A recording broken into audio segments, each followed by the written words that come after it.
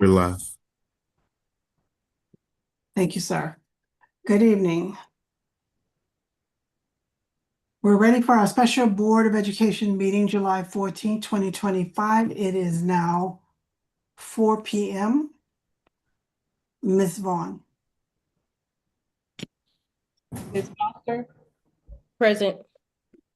Mr. Conover, Present. Mr. Heights, Present. Ms. Jones, Here. Mr. Marston, Present. Ms. Hubbard, Here. Dr. Collins Adams. Here. We have a quorum. We move to approval of the agenda for today's agenda, July 14th. I move to approve Motion. the agenda for today's special Board of Education meeting. Second.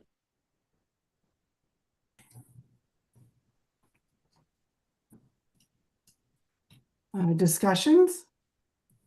Yeah, I have a question about agenda item 3. Yes. Is the intent of this item to be an item for action, and does it also include a presentation? It was unclear from the agenda as listed. Yes. There will be a presentation that would be associated with this, the reason why we're having this meeting. Yes. Excuse me, the board requested a presentation. You requested a presentation? Several board members requested more information to be able to be presented at this meeting.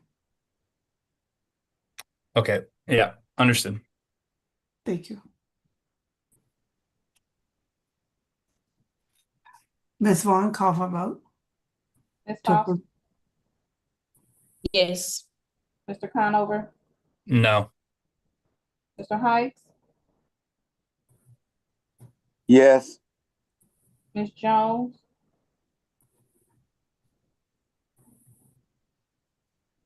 No. I didn't hear you. Can you say it again? No, I want to hear more information. Mr. Marston, Yes. Ms. Hubbard, Yes. Dr. Collins Adams. Yes. Motion approved. You need to go on a question. So item 3, the tentative agreement and the relocation of the schools. We have a presentation by Dr. Richaudet on information regarding the agreement and some background data for our tornado response. Dr. Richaudet. Thank you so much. Greetings, President Collins Adams, Vice President Hubbard, members of the board and listening audience. The purpose of this presentation is to provide an update on the SLPS tornado response in hopes of providing additional and enough information for the board to approve the joint agreement reached by SLPS and AFT Local 420 related to the co-location of 4 schools and the movement of 2 schools to its own location. Today, I have in the room with me Dr. Berry, our interim chief of HR, Mr. Watson, our chief of operations, Dr. Dino, our chief of schools, Dr. June Berry, principal of Gateway STEM, and attorney Laura McLaughlin, our general counsel, and myself here to share information and the process. Our strategic values that we will be focusing on today are the authentic family and community partnership, joyful and engaged students. Ultimately, with every decision that we make, the goal is to make sure that our students are reaching our 3rd grade reading proficiency, 3rd grade math proficiency, college and career readiness, culture, and a culture and climate of belonging. We always want to center on our portrait of a graduate. Today, we're going to be talking about the tornado, the impacted schools, a committee, leaders assisting with decisions, transportation, how information will be communicated to stakeholders with timelines, application information regarding insurance, FEMA, SEMA, next steps. Before I get started, I do want to have Dr. Berry just share some information on her experience and how we've arrived here with the principals. Okay, when St. Louis area experienced a tornado in May, we were given an opportunity to respond to a survey that asked us whether we will be able to support different schools in the district. And as the principal and the leadership of Gateway, we did say that we would support 2 of the high schools within the district. And as we have been working and preparing for this process, we have been meeting with other team members from from Soldan High School in order for us to be able to prepare to welcome these students within our building. We have been able to identify classrooms for the students for each of the teachers from Soldan High School to be able to have their own classroom. And making sure that these spaces are clean and making sure that they're prepared to welcome students within the building. And one thing that we just wanted to express, from Gateway STEM High School is that, we support being able to have Soldan students here because we feel like we are part of the district. And some of the offerings and things that we have at Gateway, such as the CTE program, and also because we have a large ELL population, and that is the international study school within the district. Those are some of the things that we can work together as both schools. So we've been working through this process in order for students in both schools to be able to feel safe, and they have a place for them to be able to go to school, until the building is ready for them to come. And we're just feeling as a school that we want to be supportive of this to make sure that families know within the district that we are supporting our students between both schools, and they have an opportunity to get the best education that they have, that we have to offer them, within both schools. And so we've just been sitting, waiting on this process of whatever we started, the meetings, and started working within the other school, and then we kind of stopped. And so at this point right now, we're just at a point to say, what do we need to do? Because we don't want to wait till the last minute. And then we have to prepare a school because Gateway already has a population of 1,004 students. And so we're just waiting to see where this process is and what do we need to do to move ahead in order for us to prepare for both schools in this one location. Thank you, Dr. Berry. So you can see here, on May 16th, which was the same day as our initial high school graduations, Ashland, Hickey, Montessori, Washington Montessori, Beaumont, Soldan, Sumner, and Fresh Start, and Yateman were severely or heavily impacted by the tornado.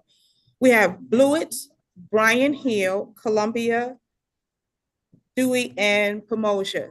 They were also impacted by the tornado with the electricity or the power that went out, but the power was restored within the week. And so students were able to return to those schools. Right here, you see a map or tornado path of the impacted schools.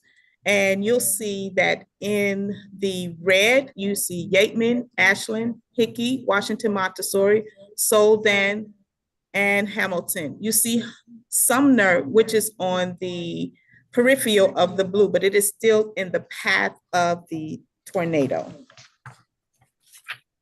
At this time, I'm going to turn it over to Dr. Dino so she can share in terms of the committee leaders assisting with the decisions. Thank you, Dr. Borchade and members of the board.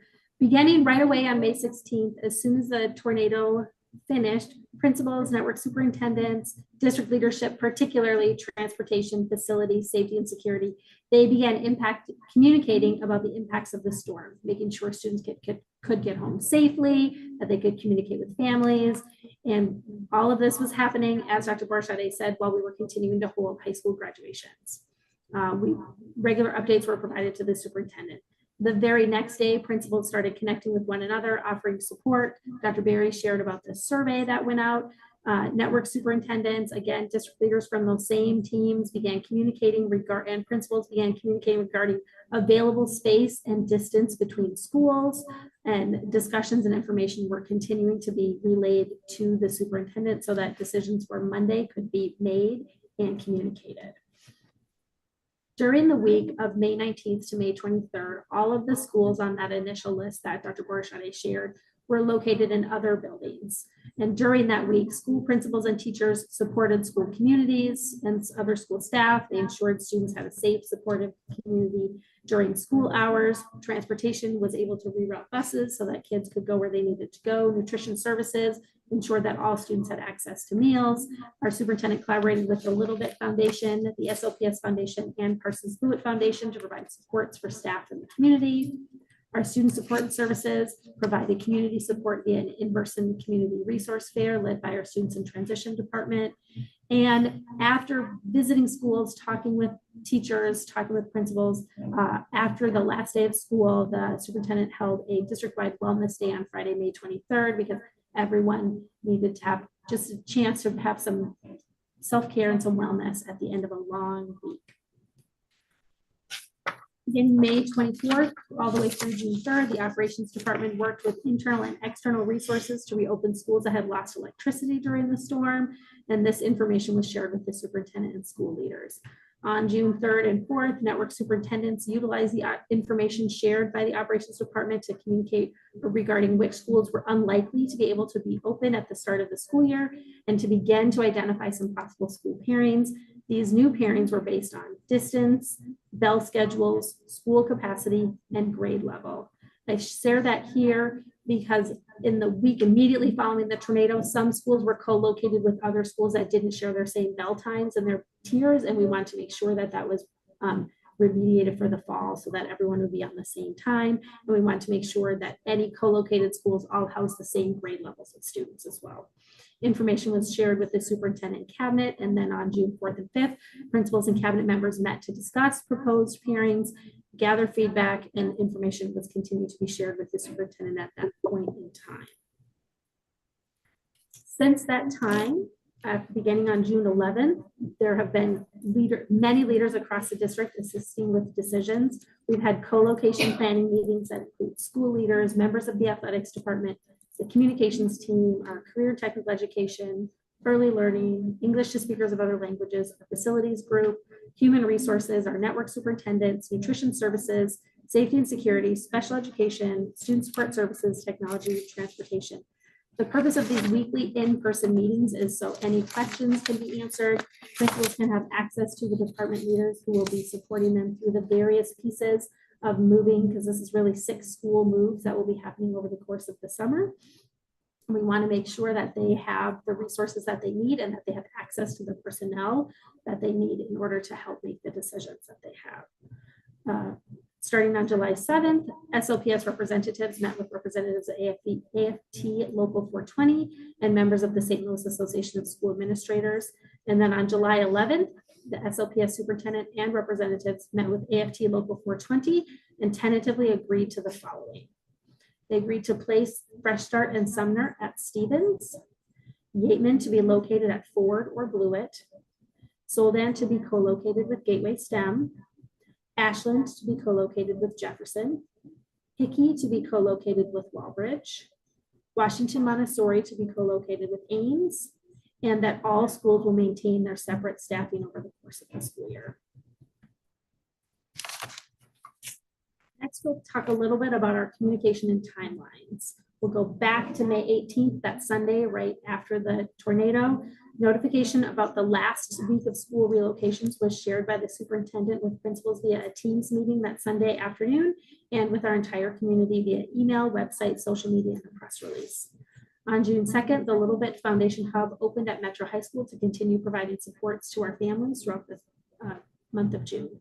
On June 3rd, the Board of Education approved an MOU for the City of St. Louis to use 4 buildings to collect debris as a result of the tornado, as well as MOUs to work with Dot Foods, T-Mobile, and World Central Kitchen to support tornado relief. On June 9th, the superintendent shared school pairing information with the Board of Education and AFT Local 420. And on June 10th, the superintendent shared school pairing information as well as the schools that were available for reentry with our wider community via email, website, social media, and press release. As we move forward from June 11th to the present, all of the school co-locating meetings have been happening. We've provided schools with planning templates, and there have been several school walkthroughs held between school leaders in various departments, in particular transportation and safety and security, just to make sure that everyone is seeing and thinking the same thing about how student movement will happen during the schools. We've had school-specific meetings held between leaders in various departments based upon various school leader needs and requests. Some of these have included athletics, where all of our high schools have asked to co-op this upcoming school year for sports. And some of them have had to do with early learning for programs that have had early learning, et cetera. On June 13th, our superintendent shared an executive summary with the Board of Education and Dr. Borchade. And then on July 11th, Superintendent and AFT Local 420 jointly signed communication to the Board of Education regarding a tentative agreement. I'll turn it over to Mr. Watson to share information about transportation. Thank you, Dr. Borchade. So I think in the process is the big question is how do we ensure that those students that have been displaced will actually have transportation? So we presented it, what you see in front of you are the two scenarios. So for the students that are within the city limits, and we're approximating there are about 2,000 students that have actually been displaced, meaning that we do not have information. We either had routes prior to May 16th, and then after May 16th, when Focus became live, then we noticed that there was approximately 2,000 students. In addition to the collaborative efforts working with the academic office and the school leaders, the collaboration that we have with our student support department led by Dr. Smith, we've again identified that number is approximately around 1,900 or 2,000 students that have been displaced. And for those students that have been displaced, particularly if they are still within the city limits, we've been working really diligent. We're having social workers contacting families to make sure that their addresses have been updated in our focus system. And once they are and have been updated in our focus system, we on the transportation side will begin to develop routes. And we're in the process of developing routes and actually finalizing pending this approval for the displaced locations or the co-located place of schools. For those students, which was a bigger part of the conversation that may have transferred out to the city limits, outside of the city limits, but they don't necessarily have a permanent home, that they're staying with a relative. We've been in contact with the students in transition department led by Dr. Thomas Murray, so that we could begin to provide alternate transportation services. That means cabs and minivans. So those two are separate. Those within the city limits will be transported through Zoom, which is what we call home to school. Those outside the city limits, they are considered part of McKinney-Vento, and they would, in that sense, use our alternative modes of transportation, but that will be two funding sources. So I do want to make sure that there's a distinct difference between the home to school, which was Zoom, and then those that have been identified as not having a permanent living space, they will be supported by our students in transition department.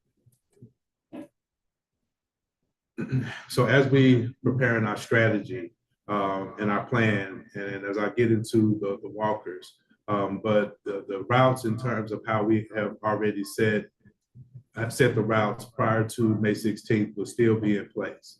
So that for those students that are not walkers, but they had current, or they actually, when we opened up after the Martin Luther King Day, when we opened up our priority list for those students requesting transportation, those families requesting transportation. So they have already identified those bus stops. So we will still continue to run those bus stops, but as opposed to sending them to, using the example of an Ashland, those students will still be picked up at the existing stops. However, instead of going to Ashland, they will be transported over to Jefferson in this case. It's still considered home to school. And then in case of those walkers, the schools such as Hickey, Ashland, a lot of our schools, we have a high number of walkers that actually walk to and from school. Those students will be transported via shuttle. So we have implemented the shuttle system in which those students, those walkers, that they would walk to the school and they would be transported from their home school to their host school. This is considered a field trip. So this will definitely be an additional cost. And we're working with Zoom just to make sure that we get the number of vehicles to support this particular move as pertains to our walkers. The other question around the safety and security of our students. So as they are waiting on the buses or at the school, we will have our we will have our safety and security team, as well as students, staff-based students, staff that have been placed at those schools, and also making use of our volunteers through Mr. Jackson to support and make sure that we have supervision and that the students are not getting into anything and that they will, again, get onto their buses in a timely manner.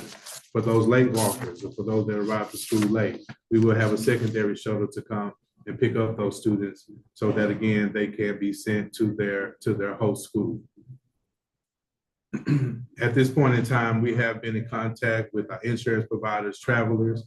They have preliminarily we provided them with the invoices that they're in the process now of approving. They said that there were several layers, levels that they need to approve our invoices. We're in the tune of around 700,000 right now, but we anticipate that we're still collecting invoices, and we are still in a space where we're checking what we call the backup documents to make sure that they pay your prevailing wages, that the hourly rates are correct, all of the documentation, the supporting documentation that will be needed to submit to the insurance company, and ultimately we will submit that information to FEMA for reimbursement. And to the last bullet, that the board did approve on the last board meeting of $3.7 million for our initial insurance claim. So in regards to FEMA, so we have submitted our application for FEMA on June the 13th. FEMA will be followed after we get our approval from FEMA. So the window closed from FEMA on last Friday, July the 11th, and we're waiting on FEMA on what the next steps in terms of them actually coming out to either St. Louis and or they're meeting with the team so that we can go over what the repairs for those damaged schools. We do have to do an RFP. So part of the process that we heard when we had a meeting with FEMA and SEMA, that within the first 30 days, it constituted as an emergency. After that 30-day window, they did have to go through our procurement process, which in other words means that we will have to go and set up an RFP. So the goal is to have the RFP out by this Friday. Once the RFP is out, we still have to review the bids, which we are going to have out for at least 3 weeks. Proposals come back, we review the bids, and of course we will provide updates to our superintendent, and recommendations will come to the board. The last bullet speaks to how we will be reimbursed. The FEMA, they will reimburse the district at 75%. SEMA will reimburse at 10%, and the district will be on the hook for 15% of the total cost. So our next steps include the Little Bit Foundation was relocated to Vashon High School today. On July 21st through the 24th, we will have our Instructional Leadership Institute. July 28th through July 31st, we will have 9th grade orientation activities.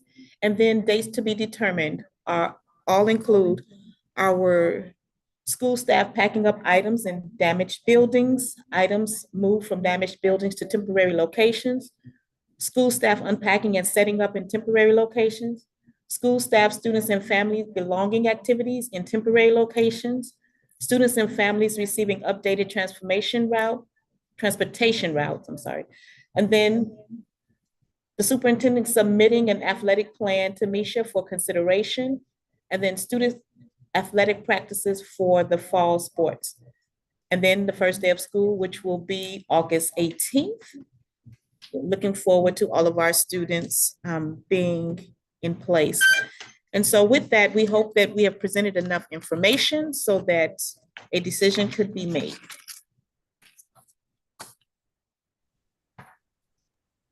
Thank you, Dr. Barisha. The floor is open for discussions. Any questions? I'd like to make a motion before we move into discussion. I move to ratify the co-location plan for the start of the new school year.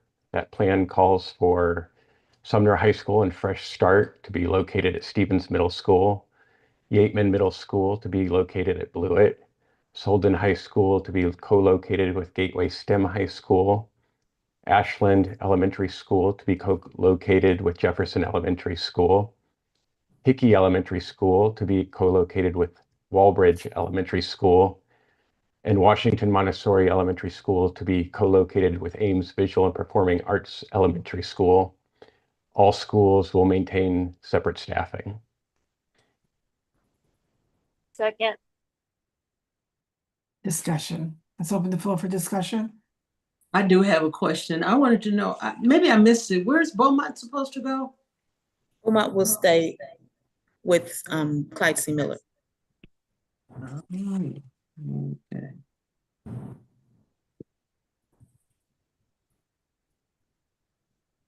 Is that going to be included in an amended motion?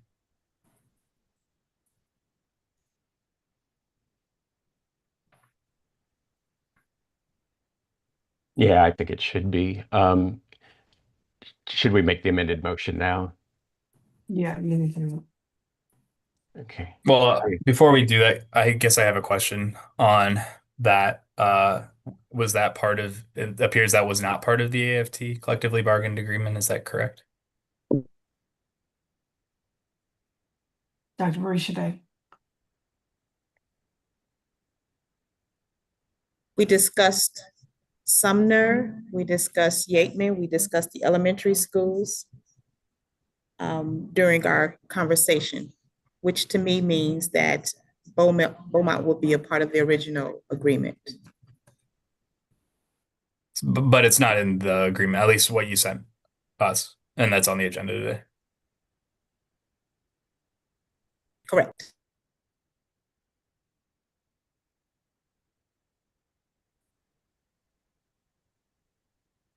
I have a question about the student. Ms. Jones. Beaumont. Okay, so Beaumont is primarily students that walk to school, is my understanding. And Clyde C. Miller is primarily students who ride the bus. Is that correct? That is not correct. What is Watson or somebody available to correct? So the students who attend Beaumont, they are picked up by transportation. Transportation provides the rides for them from their original school, their home schools, and then they go over to Beaumont. So they have home schools. They have home schools. Okay, but they go to Beaumont. They can't stay at their home school instead of going to to Clyde C. Miller? They would be going over to Beaumont for the specialty classes. And so Beaumont has cosmetology, they have culinary, and they have CNA classes. But at this point, they're not able to have a culinary class because they do not have a culinary teacher. But at Clyde C. Miller, students will have access to a culinary teacher. All right, thank you.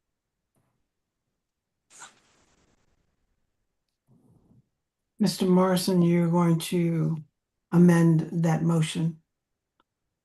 Yes. Can I get the confirmation from Ms. Vaughn that the correct way to do this is, can I just make an amendment to my previous motion?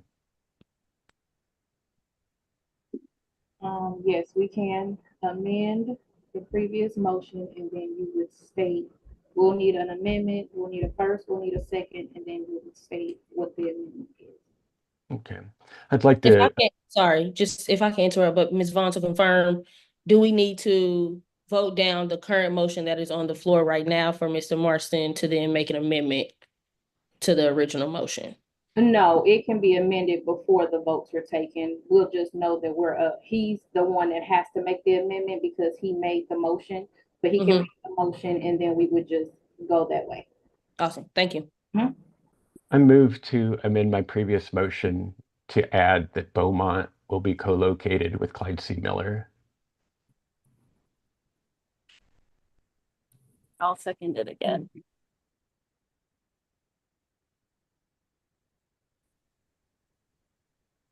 Any further discussion? Yes, I have one question. Mr. Heights, thank you.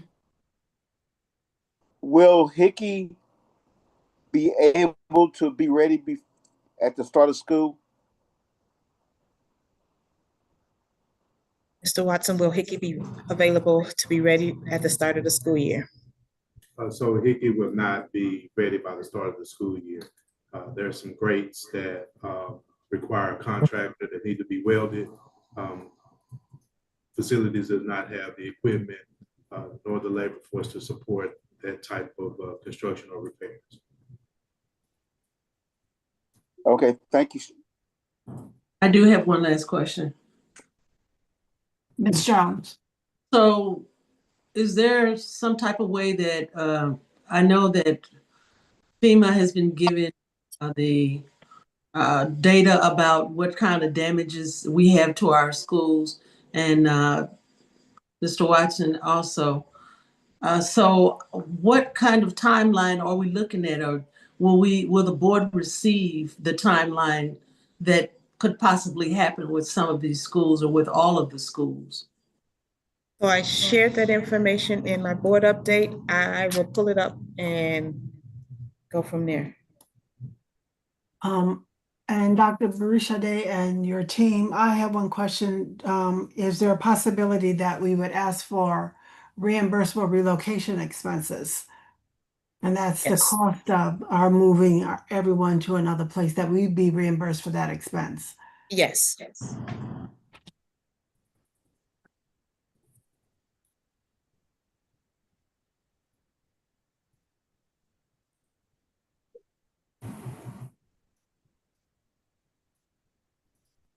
While she's looking that information up, I just want to recognize that a lot of thought by a lot of knowledgeable people went into these complex decisions, and I appreciate all of their input and hard work on behalf of our students. Thank you, Board Secretary Marston. So focus area 3, building repairs for buildings damaged by tornado. Operations has completed the RFP and waiting on procurement to post it as it relates to repairs for the damaged buildings. The RFP should be posted by Friday, July 18, 2025. The scope of the work as it relates to repairs has been put together by Travelers Insurance along with St. Louis Building Division, which listed violations that need to be addressed. The RFP will be out for 3 weeks, starting July 18th, and anticipated bids coming back by August 22nd, 2025. A team to review the bids will consist of operations, project management, finance principals, teachers from impacted schools. Each team would need to sign a conflict of interest. And then from there, we will anticipate the timeline from there. So you're saying that St. Louis City and Travelers Insurance did the basic investigation to help with this determination on what the cost? Yes. And that will be when it comes out, the date that you. I'm sorry, can you say that again?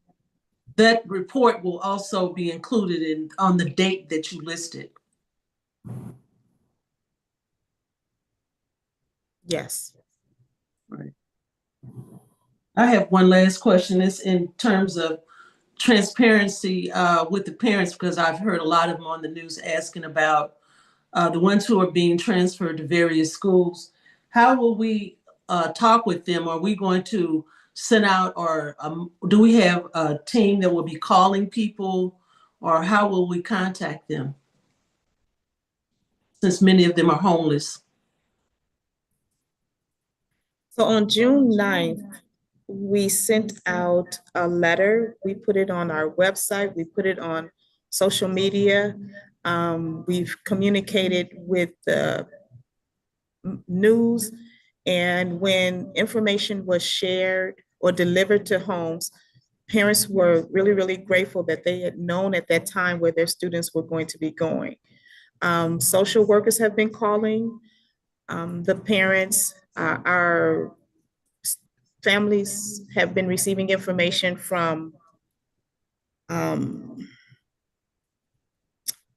I want to say our social, the people in the enrollment, the people in people accounting, several staff members have been reaching out to our families.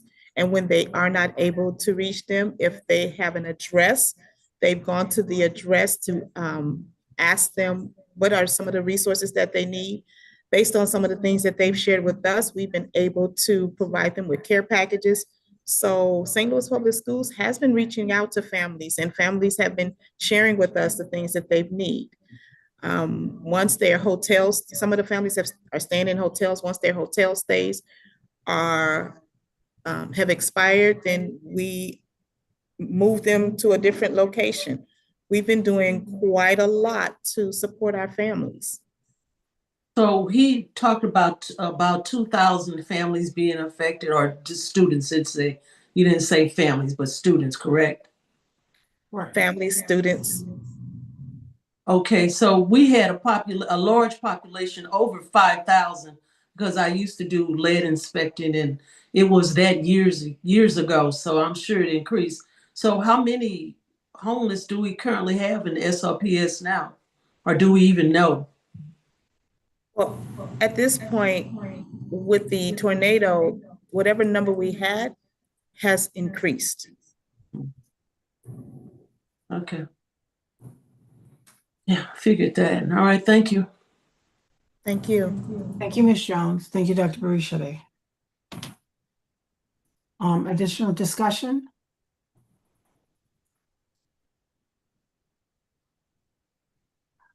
Are Ms. we, Vaughn- Oh, go ahead, Ms. Hubbard. are we going to vote on the amendment and then vote on the motion? Or is it just one vote? I guess that's questions kind of for you, Ms. Vaughn.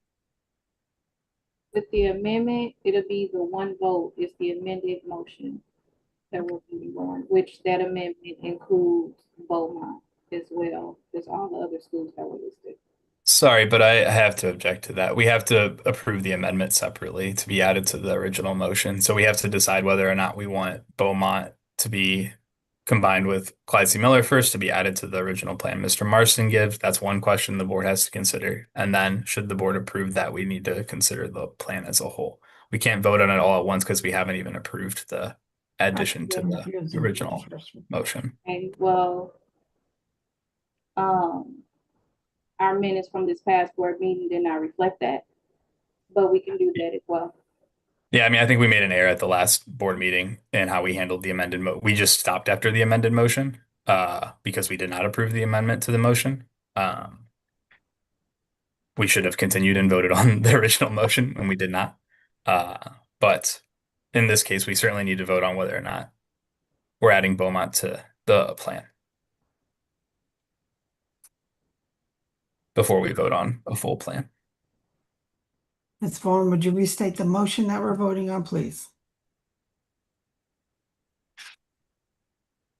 The original motion is the motion to approve the agreement with Fresh Start and Sumner going to Stevens, Gateman going to Blewett, Sodan going to Gateway STEM Elementary Schools, where Ashland will go to Jefferson, Hickey goes to Walbridge, Washington Montessori goes to Ames, all maintaining separate staffing. Thank you. The original motion is on the floor. One more question. Yes, Mr. Hikes. Mr. Watson, sir. If it,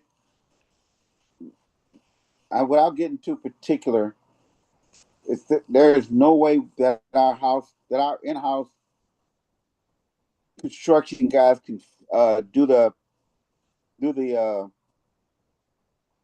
welding repairs. Yeah.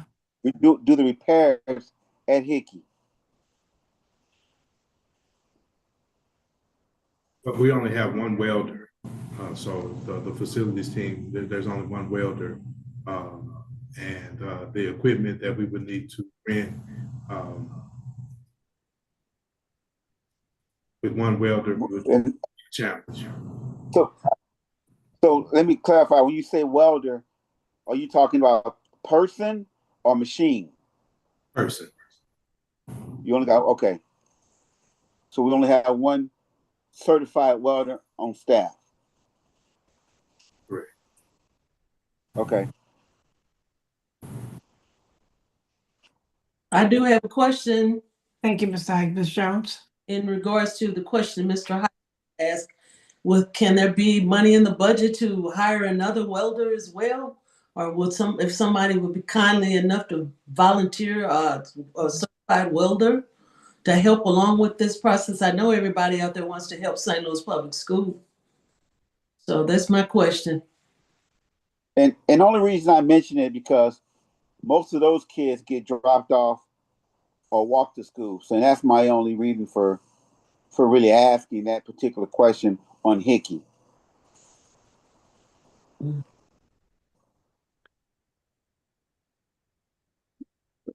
And the Hickey students are going to Walbridge, correct, Dr. Richardet?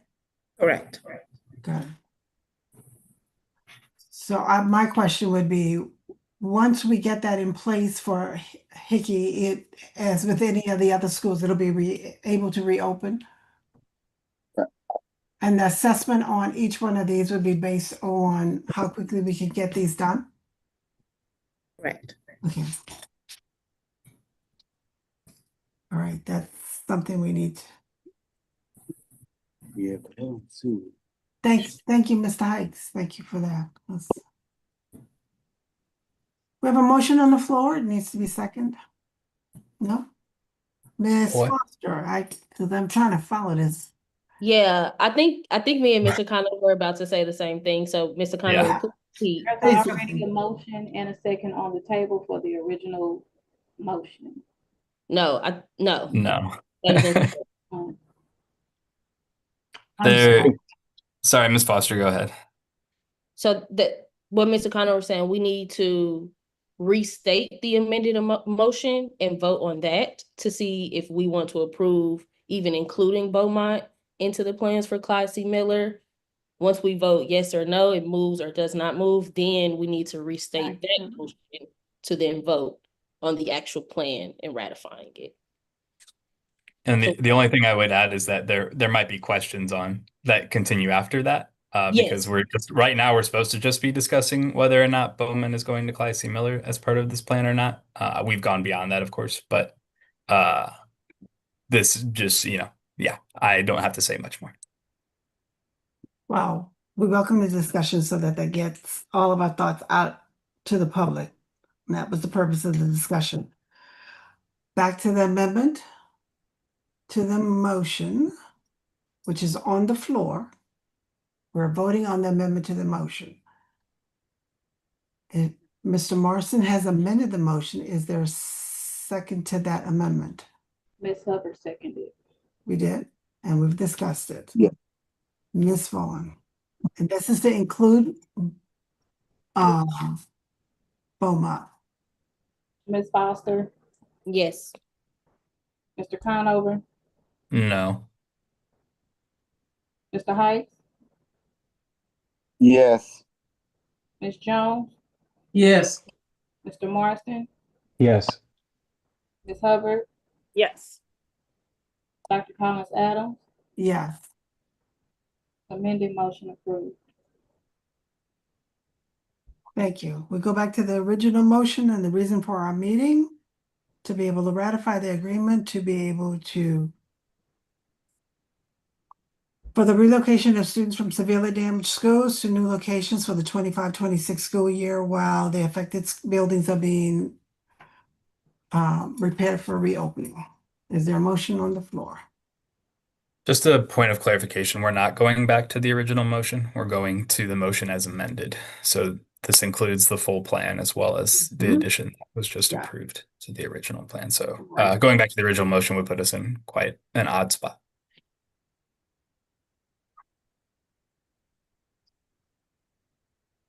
I just want to make sure that's actually clear to everybody. Yes. Ms. Vaughn, can you state what you have, As the original motion. the motion that is on the table now? The Ms. original Vaughn? motion. Yeah. Nobody gave the other motion. So you want me to make we just did the amended motion to include Beaumont to the original motion. We don't have a motion for the entire, Okay. so that. So just to, I guess, add clarity here, it seems that there's some confusion. The amendment by Mr. Marston was to the original motion, and so now the motion as amended is the full plan, including the Beaumont to Clyde C. Miller inclusion, and we don't need a separate new motion for that. That's what the amendment's for, to be added to the original motion. So now we're just considering the full plan, including Beaumont to Clyde C. Miller with the original motion. So continuing to refer to the original motion is a little bit out of order. It's the motion as amended that we're considering now. The original motion as amended that we're considering now.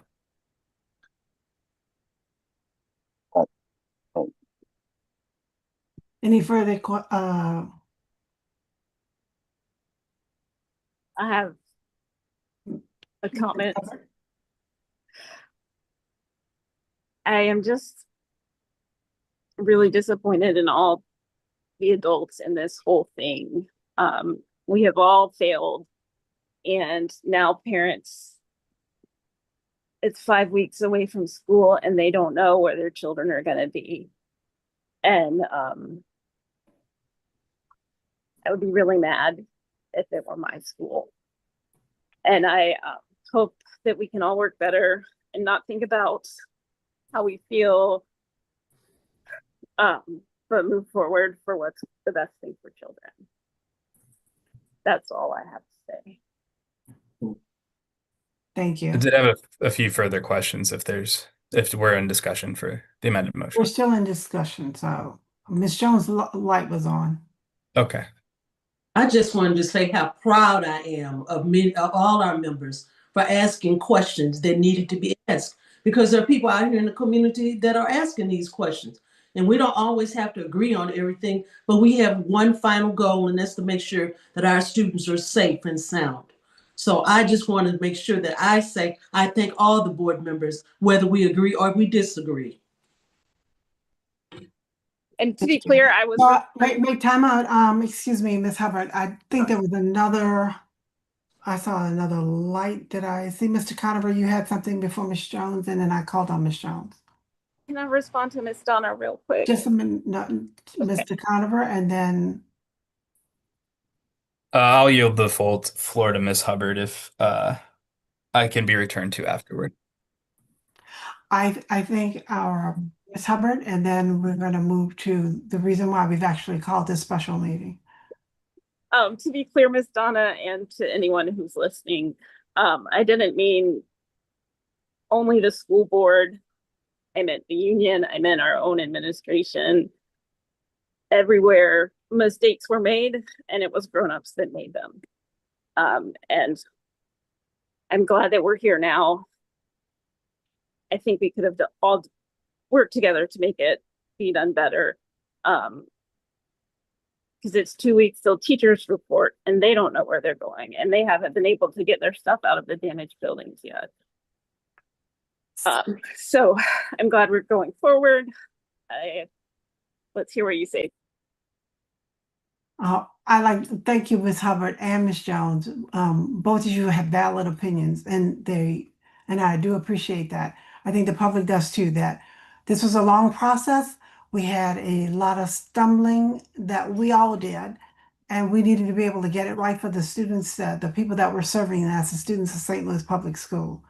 So everyone had something that they contributed to getting us to this point. And I think we all appreciate that we finally arrived at this point to be able to make a final decision so that we can actually begin the 25-26 school year. So with our corrected motion and President Collins Adams, can yeah. I guess we're skipping over the questions I had, or do you just want to go No, straight I to thought when you acquiesced, you had dissolved your questions, but go ahead. No, I yielded and was hoping to be returned to, as I stated when I made the yield motion. If we're ready, I mean, I'd like to discuss some of the process that led us here, but as well ask a few questions of the administration that is here with us today. So the first question I had is how the cost estimates that were presented to the board were determined for Stevens and Blewett and Ford. Mr. Watson, would you share the cost breakdown? So the cost estimates for Stephen, Blewett, and Ford have been based on not only the information that we got from our assessments from our facilities team, but also working with some of our partners. So when we initially assessed Stevens Ford, as Stevens has always been our first primary school, in case there's an emergency, Ford being our secondary or backup. We knew that those two facilities were in good working conditions. They just need a few minor maintenance repairs to get those buildings back operational. So that's how the cost was mainly from our facilities team, just in terms of repairs and maintenance that we've seen and noticed over the years. And does that include the new operational costs that will be the case if we approve this plan? So the majority of those costs will really involve the moving companies. So that captures the majority of the cost. However, Ford, as we did our walkthrough last week at that facility, again, just as just to assess the building, we did notice like they had a few broken windows, maybe from the 4th of July, and it needs to be, all buildings need to be cleaned. But in essence, they are operational, and I think we will be ready to go. But the heavy lift will be for the moving companies to box up all of the materials and move those items to the new location or the host schools. I understand. So just so I'm clear, with Stevens Ford, which is not in the current plan, so I guess we can set it aside, and Blewett, the $150,000 estimates for both Stevens and for Blewett are related primarily to what you're sort of putting into a bucket as moving cost. Is that right? That is correct.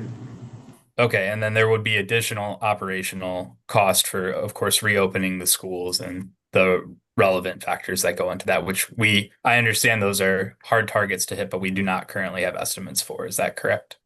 And we do not have current estimates. We have just an idea, but nothing that until we fully assess the buildings and get all of the systems up and running. But they are great. Pretty Yeah, sorry, Mr. Watt. I didn't mean to interrupt you. The Zoom things can get a little bit complicated.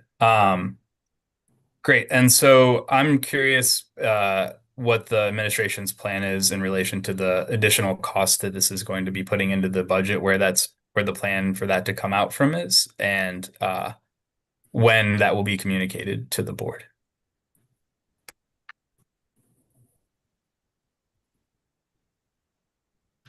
Thank you, Mr. Canterbury. We're waiting for a response from Dr. Barisha Day and the team. Before you answer Dr. Barisha Day, I want to be able to add on to Mr. Conover that those expenses that he's asking are the same things that I'm saying, and I had asked previously, would be a reimbursable expense because they come after the fact and they're the reason why we're relocating. Correct? Those are additional expenses that we can actually ask for reimbursement for. Those are additional expenses that we would ask for reimbursement for. Thank you. And so the question I think Mr. Conover has on the floor was, once we get these expenses lined up and the assessment has been completed, we know what we're going to be invoiced. When and how will that be presented to the board? I'm assuming, Mr. Conover, is that your question? Well, so I guess I'm a little confused by your interjected question there. So you're trying to tell me that I guess I'm just a little confused. So the budgeting plan is to be reimbursed, therefore it's not going to be updated in the budget. Is that Oh, no, what it'll we're be getting at? updated. It'll be updated in the budget, but I was asking Dr. Barisha today if she could line item that to be able to let us know which expenses are reimbursable expenses so that we can recover most of the money we have to spend up front. It's been real clear from FEMA, and the insurance companies, some things we have to put money up front and then they're going to give us our money back. I just want to be able to ask for every amount that we spend that involves relocating to another place. It's not a general repair. It's something that not necessarily is a tornado damage to the school, but it's the reason why we're moving to another place that we get our money back for that expense. And usually those kinds of things from all the entities that we had in our PowerPoint presentation, insurance, FEMA and SEMA, are reimbursable expenses. I just want to make sure that we ask for that. And that line item comes to us too, so we know what we're getting back. So all of the moves are going to stress the budget, period. Whether the students are moving from Jefferson or from Ashland to Jefferson or going from Sumner to Stevens, there will be a moving cost that will stress the budget. The additional cost, though, for us to move students from Sumner to Stevens would be the utilities that would not have been, I'll say utilities and trash, because one thing over at Stevens is that trash was taken out, or trash over there was on an on-call basis. But now we're going to be adding even more to our already stressed budget. Yeah, no, I mean, I think that's something that we haven't said out loud. And I think it's important that we've gotten to that point now that we are saying it out loud. And I think that it's also important to recognize that, and I'm happy to be corrected here because I'm not entirely sure how the FEMA reimbursement process works, but we're on the hook for 15% of this, even if they do reimburse us. Is that right? So we say we're on the hook for 15%, but we actually have to put out this money on the front end. To start, of and course. Yeah. Will be reimbursed. So we're putting out 100% and Right. will be reimbursed by FEMA 75% and by SEMA 10%. But I mean, we're essentially putting out 100% to an Yes. already stressed budget. Got it. No, understood. And that's very helpful for us to have knowledge of. And yeah, that's very helpful to have that clearly laid out. Do we think that we will be reimbursed for the new operational cost at Ford and Stevens as well in this process? We are Not the going moving to, cost, the operational cost. Sorry. we're going to submit all things that we can and hope that we actually get the 80%, the 75 from FEMA and the 10% from SEMA. We're just hoping to get all of that back. Right. But to an already Understood. stressed budget where federal funding has already been cut. Right. And where we have, a few lawsuits that are going to cost us a lot of money as well. And we're losing money from the state level and locally, potentially from tax abatements. So it's just good for us to recognize what's going on in terms of the new stresses that are being added to our budget from all sides, as you've pointed out with the federal, and I'm adding the state and local as well to that. I'm curious if the information that we've discussed here about Ford and Stevens, and that was presented in the presentation, but also sent to us, given to us in the packet that the superintendent handed out, is in line with the presentation that we were made aware of to AFT regarding these buildings, because we didn't have like a new insert in terms of the operational and facilities situations with these buildings here. So I'm just making sure all the information is the same. It's something we haven't sort of revisited here, which I'm a little surprised about. Could you Is that say a statement or comment? That's a question. Yeah. Are we getting the same information that was presented in the AFT presentation in terms of, especially Blewett and Stevens in terms of the capacity? So, I mean, one thing that I'm not sure if it was presented to AFT, but we've discussed in the interim before this meeting is that there's some issues with the cafeteria at Stevens. I'm just making sure all information is aligned here. It seems like there might be some disparate information in different corners. So we did share the cost would be 150,000 to move, whether it's from Stevens to Blewett, we did share the cost of moving. Yes, yeah, but I mean, in terms of the sort of operational capacity of the facilities, we haven't seen like new information on that. I'm not sure if there is new information on that and whether or not the Stevens cafeteria information was a part of those discussions as well. The Stevens cafeteria was not a part of the discussion. Understood. Do we have a cost estimate on that? We do not. Okay. But that we don't anticipate that the Stevens cafeteria will be usable at the beginning of the school year. It's usable. Oh, okay. I guess I misunderstood. It's just that when it rains, Mr. Watson, I'll let you share. Yeah, so. Yeah, please. Thank you. Part of what Stevens is that the doors, the exterior doors, particularly when we get rain, the water does come through the doors just because they've been deteriorated over some time. So it's working with our facilities team to do some repairs to those doors to make sure that the water does not come through at the bottom of the doors. But in terms of the cafeteria as a whole, I mean, it is operational. They do have furniture in the cafeteria, and it will be ready to service students on day one. Awesome. Yeah, thank you for that clarification. I think it's very helpful for us to know what the state of the buildings are as we make this decision. Do we have any new up-to-date enrollment numbers? I know especially with some of the schools that are in the process of transition, that their enrollment numbers usually fluctuate kind of, I would say greatly, although I'm not going to put an actual quantity on that. Sorry, Ms. Hubbard. In terms of their enrollment numbers over the summer. So I'm just curious if we have the most up-to-date enrollment numbers in relation to those schools.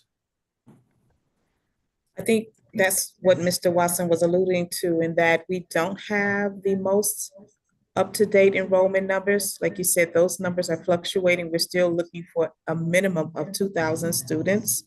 And we know for sure from the phone calls that have been made that 100 students of ours have decided that they are moving out to the outside of St. Louis Public Schools. We have some families that have said they're going to private and charter schools. And then we have some who are going to be on virtual. So our numbers continue to fluctuate.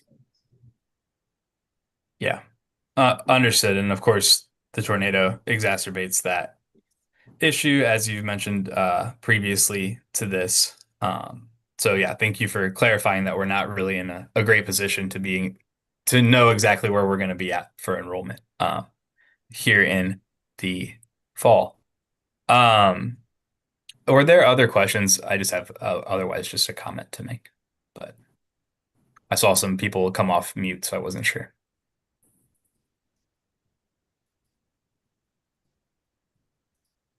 I don't see any other lights on, Mr. Conover. I'm not sure how lights are being determined, but okay. I guess I just want to say that, and I think maybe differently than Ms. Hubbard expressed, Board Member Hubbard expressed, that the process that has led us to where we're at in this decision today has been chaotic at best and a little bit beyond that at worst. As was shown to us in the presentation today, the decision for co-location of schools was recommended early in June. We're now in the middle of July, and the first time the board considered this formally was at the July 11th meeting. I'm not sure how that we got to the point where the board wasn't considering this before that, but it's still sort of unconscionable to me that we ended up in this sort of timeline as is. I also just want to highlight, I guess, for the public, but the board members here certainly know this, that board members have sort of been the last ones to get their question answered in a lot of these discussions, and sometimes have not gotten their questions answered until today. In relation to these discussions, there's been requests for buy-in that have not been fulfilled. There have been directives made to the administration to bargain with AFT that were not voted on by this board. And the sort of processes that are going on right now, really, we need to improve. So in that sense, I guess I am echoing Ms. Hubbard that we really need to improve how we're handling things here as a board, in order to be able to successfully support this district. We need to not have things be sort of shot at the hip and put on our agenda last minute. We need to be consulted and bought into the decisions that are being made. And until we get to that point, I think we're going to continue to struggle and have about 18 emergency meetings a month. So, Thank you. to Ms. that end, that's where I'm a no vote on this co-location plan because this has put us in such a terrible situation. I really do want to thank our partners at AFT and parents in the community who have raised concerns, and I'm glad that we did reach almost a full agreement on this plan with AFT, although unclear with the Beaumont Clyde C. Miller situation. But for all the credit that Mr. Marston gave the administration, which I think much of that is deserved, I think we also have a lot of work to do. So that's it. Thank you. Thank you, Mr. Conover. Thank you, Ms. Jones and Ms. Hubbard. We do have a lot of work to do. We are going to improve as we move along. One of the things that I know that is important to the individuals involved in administration and on our board and the individuals that are watching us, both the Department of Education, the City of St. Louis, and the surrounding communities where people are deciding whether or not they want their children to attend SLPS. We will improve, and we're going to do what's right for children. So the one thing that has not left any of our conversations is that we need to be able to move forward, to be able to get our students in school for the 25-26 school year and improve the process that we have in place for getting them there. I want to thank all of the individuals, including Ms. Jones, who was very clear, if not adamant, about we need to be able to look at discipline and dangers of our students and be able to take that into consideration when we make any consideration for where our students are going to go. So thank you for that. And I thank AFT and Dr. Barisha Day for bringing your teams to the table. And regardless of what it took, you came up with a plan, you both signed off on it, and we need to be able to move forward tonight. So back to the reason why we're having our special board meeting. With all that has been said, and like I said, I appreciate and respect all of the opinions that have been given so that the public is aware of what we're doing. We have a motion on the floor, Ms. Vaughn, do we? We started conversation again, so. The motion as amended is on the floor. That was all part of discussion. Has it been seconded? Got it. Let's call for a vote, Ms. Vaughn. Okay, clarification. The original motion was amended. So the amendment to include Beaumont was voted on. What was the other motion made? So the amendment that was made, Mr. Marston, if you want to speak, but I'm happy to clarify if you'd like me to. Mr. Marston. We voted on the amendment to the motion, but we haven't. What we need to vote on still is the original motion as amended. So this is the whole plan that we're voting on together, including Beaumont. Okay. So if we're going back to that motion, then we had our motion and we had our second by Ms. Hubbard. Is that correct? That Correct. is correct. Okay. Can you please state the motion, Ms. Vaughn? Okay, it's a long one. So it was a motion to ratify the agreement of Fresh Start and Sumner going to Stevens, Yateman going to Blewett, Soden going to Gateway STEM Elementary Schools, which was Ashland going to Jefferson, Hickey going to Walbridge, Washington Montessori going to Ames. Elementary schools maintaining, well, all schools maintaining separate staffing, to also include Beaumont, who will stay at Clyde C. Miller as originally planned, correct? Do I have that motion correct? Yes. All right, call for a vote. Ms. Foster, Yes. Mr. Conover, No. Mr. Heights,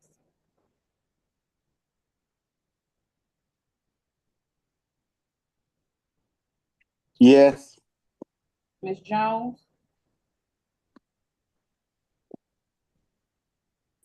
Yes. Mr. Marston, Yes. Ms. Hubbard, Yes. Dr. Collins Adams, Yes. motion approved. Thank you. Thank you, and thank you all for your discussions. Valuable information, Dr. Marisha Day. Thank you, and thank you for your inviting your team and having everyone be explain the PowerPoint presentation that has been prepared for today's meeting, and I believe it will be posted on our website. I need a motion now. We have anything else? Nothing else on this agenda to be able to adjourn our meeting. Is there a motion on the floor to adjourn? So Yes. moved. No. No. We need to make a motion. So I'd like to make an motion to adjourn our special Board of Education meeting on July 14th. Okay. Second. Ms. Vaughn? Ms. Foster, Yes. Mr. Conover, Yes. Mr. Heights, Yes. Ms. Jones,